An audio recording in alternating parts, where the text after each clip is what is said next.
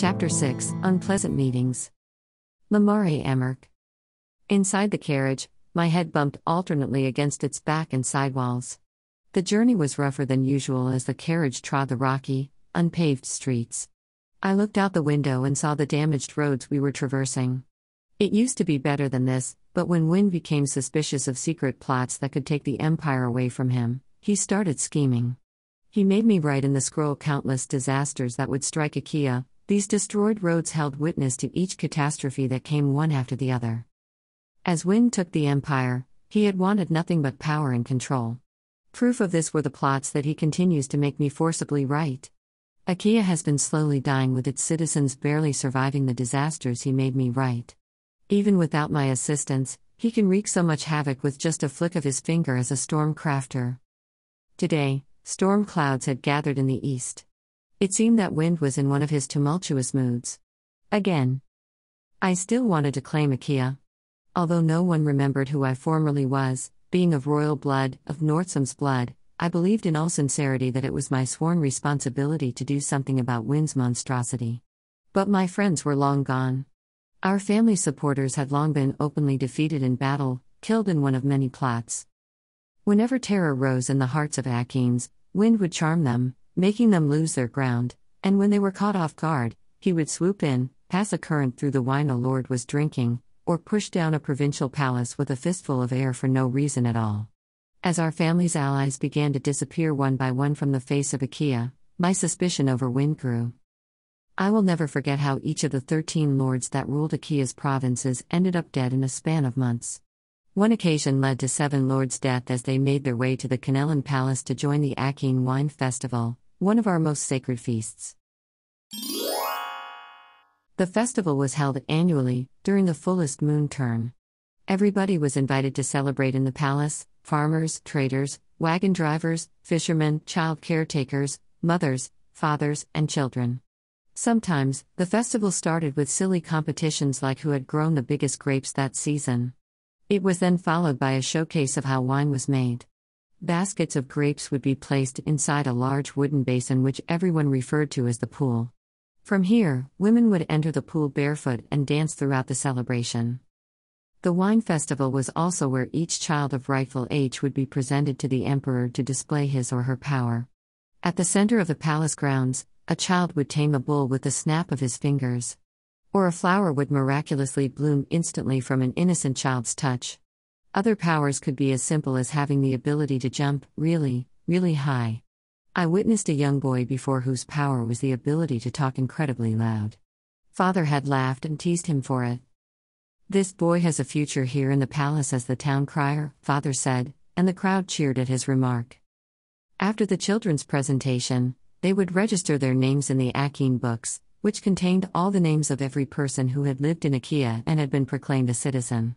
The display of power was what made them truly Akeans, and chronicling their names completed the administrative formality. By the time the festivities were over, the ladies dancing in the pool would come out, looking like goddesses in their wet white clothes, which would have turned purple during all the dancing. And from their toil in the pool, we would see the grape extract. Everybody would gather around the pool, and from where we stood, the ceremony would begin. My father Northam would instruct the servants to remove whatever residue remained in the pool, and once only the liquid was left, he would speak. "The moons have completed their turns, Akeans have once again been claimed.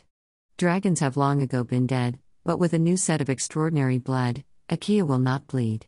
Time turns, challenges will be brought upon the land." As he uttered those words, Northam would begin working on the pool, his arms outstretched, turning in circular motions that directed the grape extract in the pool. "We are Akea. Flesh and blood. We are different, and we are guided." At this point, the parents of the children who had presented themselves would bring their children around the pool. "By registering your names in the Akene books, you vow to serve, to use power to know will, and to transform." As Northam repeated the litany of emperors who ruled Akea before him, he would lift his hands in the air, and thrust them towards the pool, all the while watching as the purple liquid turned red and then maroon as though the liquid had aged before everybody's eyes. Even after observing the aging of wine for so many moon turns, the feat still brings goosebumps to my skin. The vow binds the citizens, and it is the citizens who make the land extraordinary and the extraordinary that makes up Akea. Use your power to harness only what's best for Akea. As the grapes have aged into wine, so have you aged. He would look at all the children gathered around and say, "Now, you are Akeans."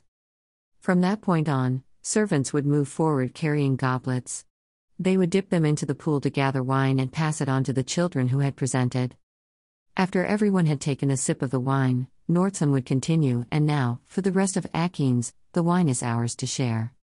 Cheers would erupt, music would blare, and the celebration would last for as long as there was still wine to consume, usually for an entire week.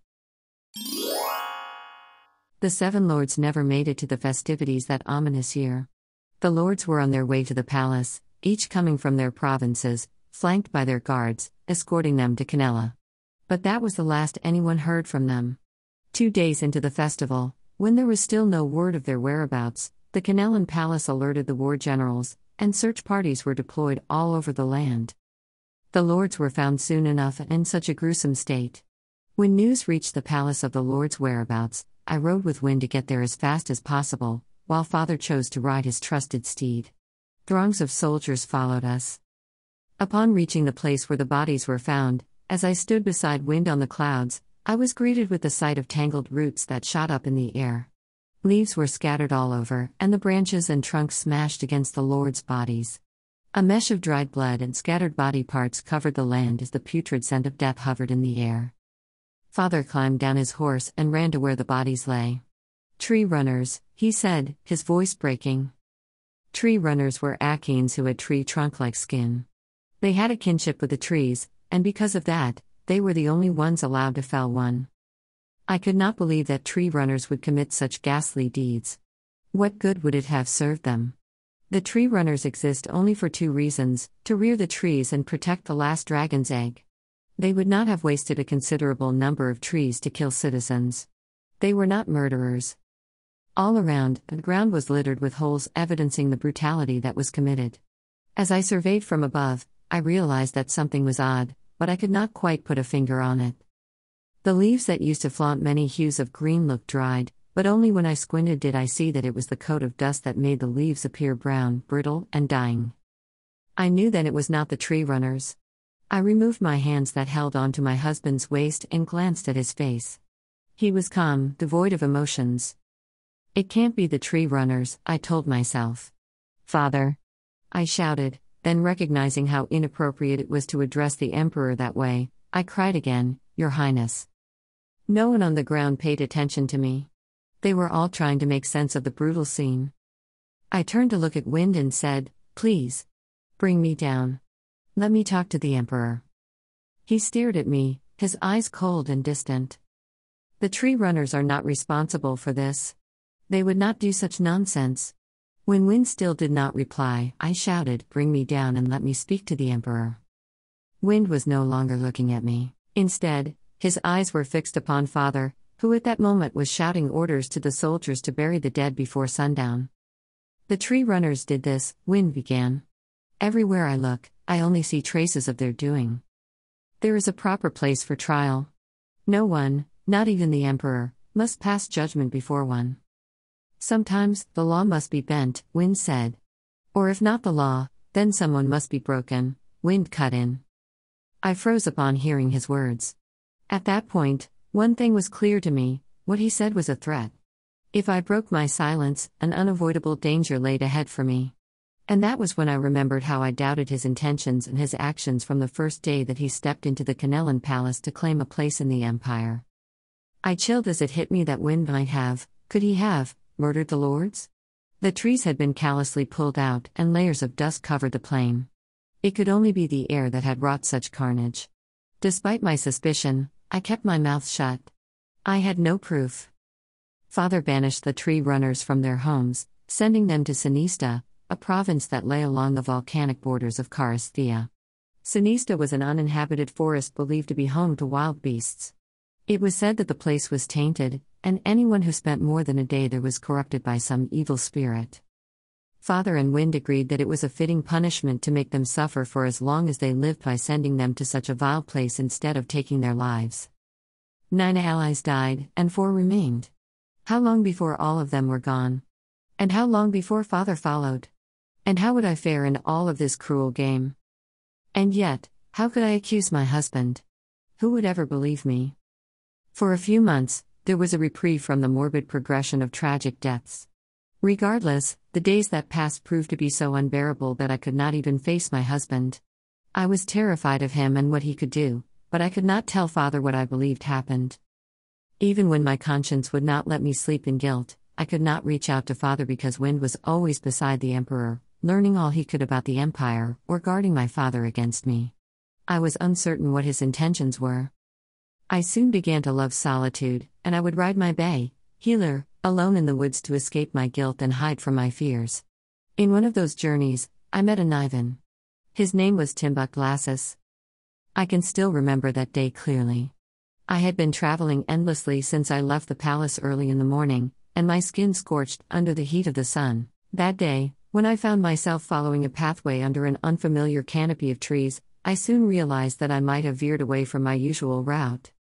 Reaching the end of the path, I could go no further. Giant trees blocked the view. I turned away and was about to start galloping back to the palace when an explosion of birds burst from within the seemingly impenetrable mass of branches and trunks. I wondered what was behind the trees, and if not for the gentle flow of water from behind them, I would have walked away.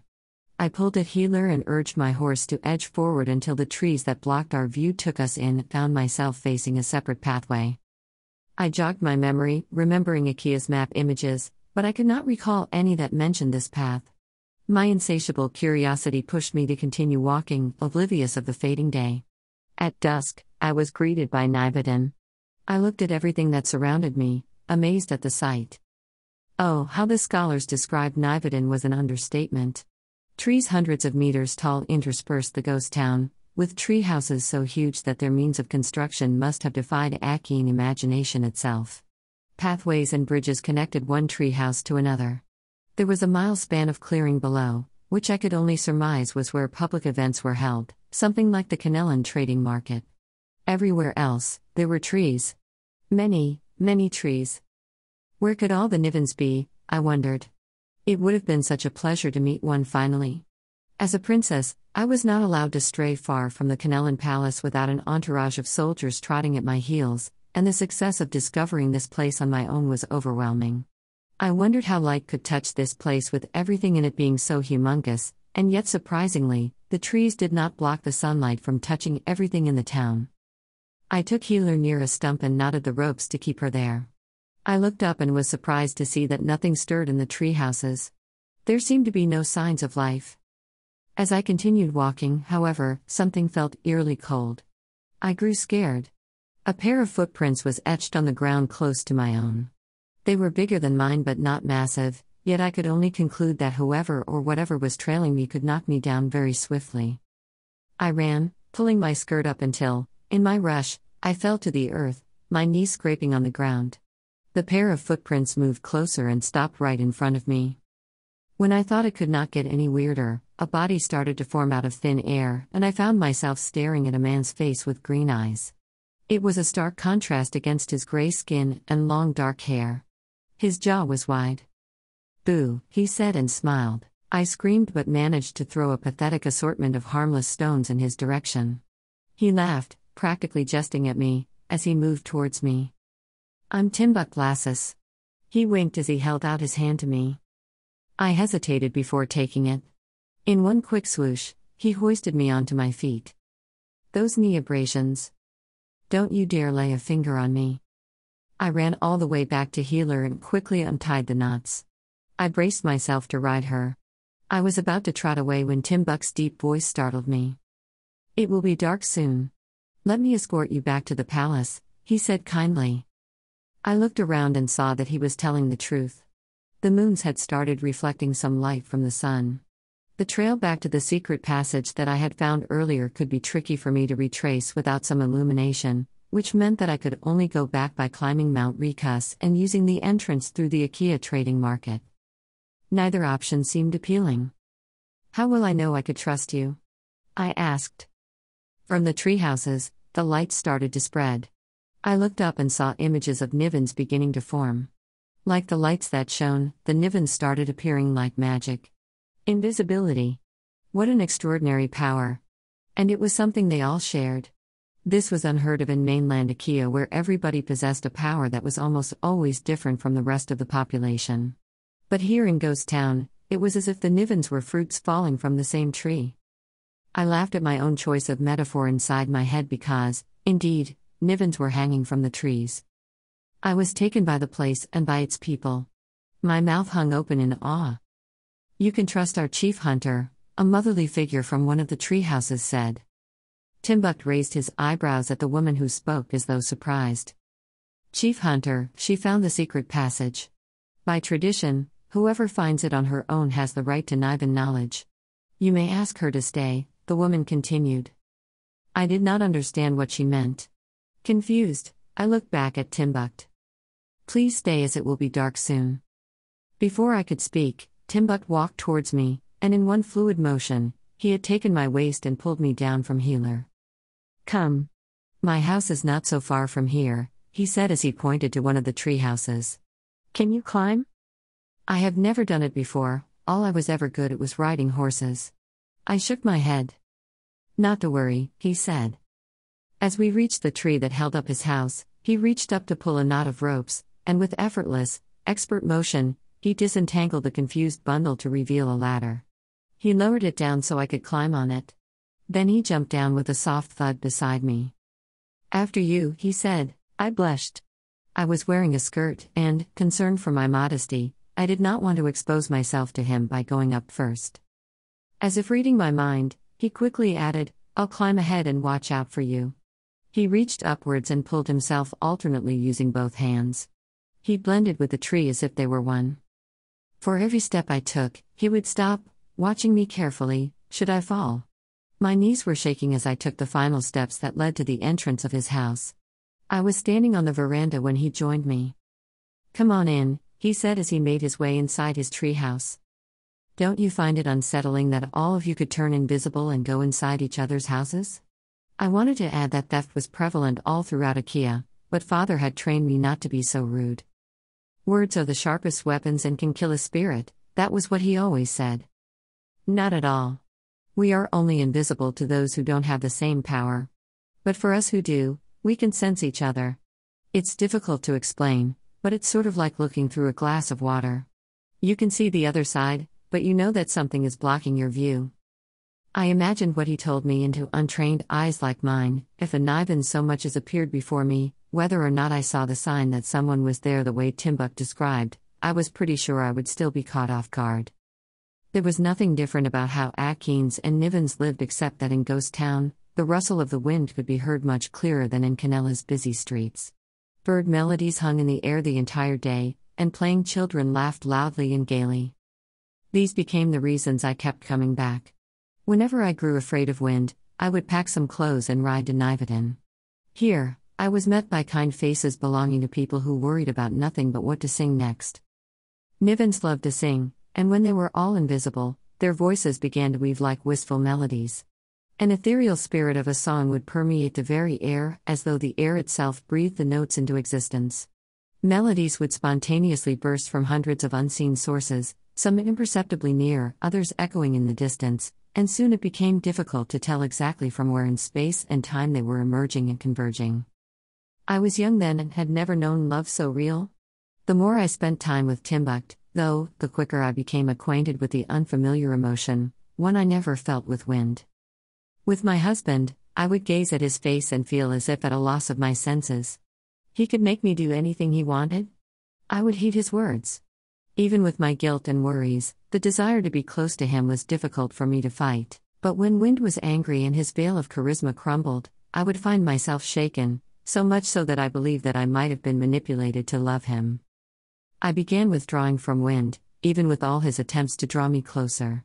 Regardless, as his wife, if I found him with another woman, I would likely still holler like a madwoman. Inside my heart, I searched for the source of my feelings for him and found nothing but a mix of veneration and dread. The one that I had married was the most desired, feared, and respected man in the empire, and I was the one he had chosen. It did not matter anymore that I was the heiress to the empire. Wind was able to make me feel that I was the one indebted for having married him. Pride made me care for Wind, and the fact that I was envied sealed my marriage. Elation was indeed sometimes more potent than yearning. But it was different with Timbukt. Each time I ran away from the palace, the galloping thud of my horses' hooves mirrored the rush of surrendering to my culpable heart. With each flight, I distanced myself from Wind and brought myself closer to the Nividin.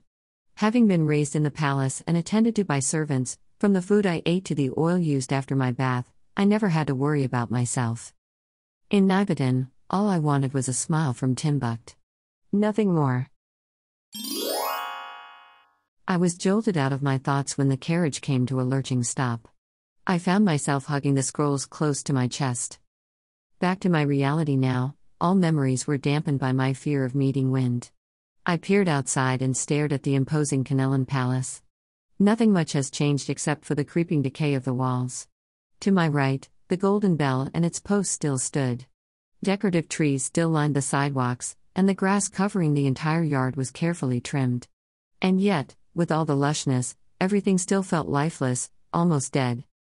Soldiers patrolled the palace grounds, and a stretch of citizens had lined up to seek an audience with Wind. They were being hustled inside to avoid crowding the streets. I looked at the decrepit faces of the citizens and felt pity for them. Although some looked to be minor lords in the provinces where they had come from, many looked as though they had not eaten for days with their dingy and forlorn faces. It broke my heart that there was nothing I could do for them. Not anymore. A soldier opened the carriage door, and I was beckoned to step out. Another fortnight of events written, of things to come in Akea. All memories of the past were gone in an instant as a familiar thudding inside my chest began. I knew I looked scared. I needed to have courage, I told myself. Or let my courage walk me back to the right path so that I could stand for what I believed was right. And Kino. He was of the right age to be presented as a citizen, and if he does not discover his power soon, the humiliation will eat him from within. He never spoke about it, how he felt about being so different. My sweet son. There had to be a way to release him, but how? A solid idea, that was what I needed. But with no allies and with every lord fearing Wind and his storms, my son may end up as lifeless as the lords that Wind had murdered so mercilessly many moon turns ago. I know how Kino was feeling. How could I not? We are in the same situation. I needed to plan, to approach the problem with a different strategy. One that was so simple and ridiculously spelled out that it would be hidden in its course. But what plan did I need to devise? The palace guards escorted me as I walked the long path to the palace. Hours will tick slowly while Wind reads my scroll and seals each script, each word, with lightning. He will burn every line to make it real. The smoke will eat at my heart, scorching it until it will be so badly burned that I will no longer feel sorrow over those who would be affected by another set of edits in my scroll. This was usually the moment that I would lose control over my emotions and weep, but the moon turns have taught me better now. Wind liked seeing me at my weakest, so this time, I would muster all my courage and would not allow my eyes to dampen. The hours would be long, and my eyes would sting, but today, as a sign of quiet rebellion, I would not cry. Not a single tear.